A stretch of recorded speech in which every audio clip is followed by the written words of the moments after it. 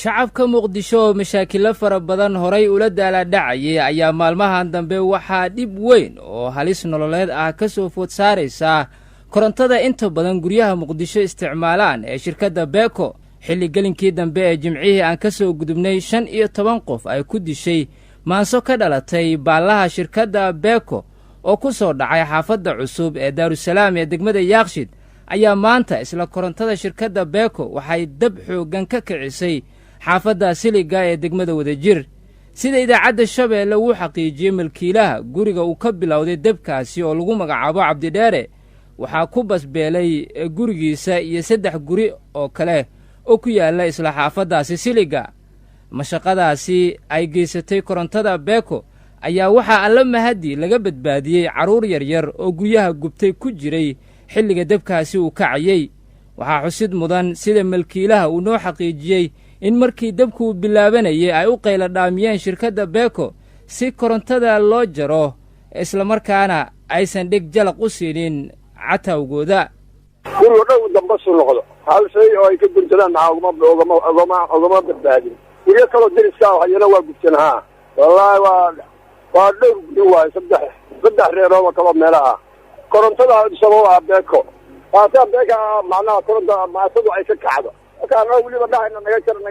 jara war naga jara baalla xagteena ay saaran yihiin oo islaanta intay ku qayliyeen dadka dhan ku qayliyeen maxaa kuwa maamulka si telefoon loo diray naga qaban waayeen halkaas hadda masiibadaas ilaahay marka Allah nagu bedelo qaaru waa joogeen baalla xagteena ay saarnaayeen baalla naga jara yiraahdeen war naga jara dadka deriska dhan ay ku dhigaan koronta qabtay kaalay ka jaray ay yiraahdeen marka waa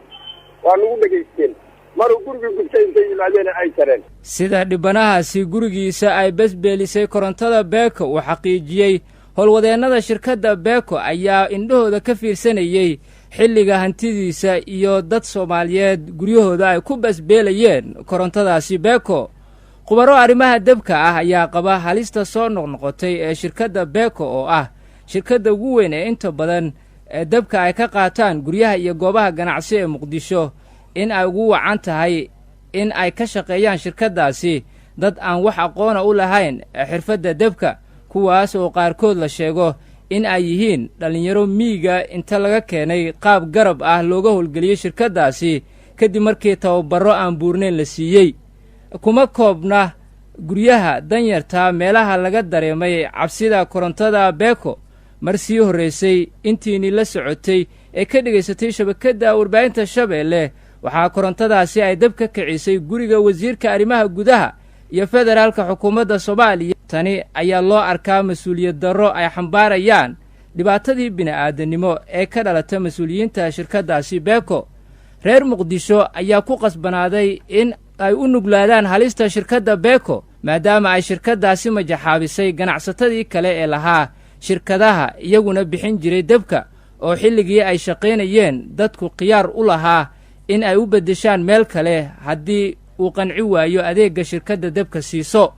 haddaba dhibaatooyinka inta badan 3 milyan ee muqdisho deggan kala soo gudboonaanayso khatarta korontada shirkadda beeko ayaa laga wada dhursugayaa waxa tallaabo ah oo arrimahan wax looga qabanayo ee uu ka qaato maamulka gobolka banaadir oo qudhiisa ay daashatay deminta debka ka dhasha korontada beeko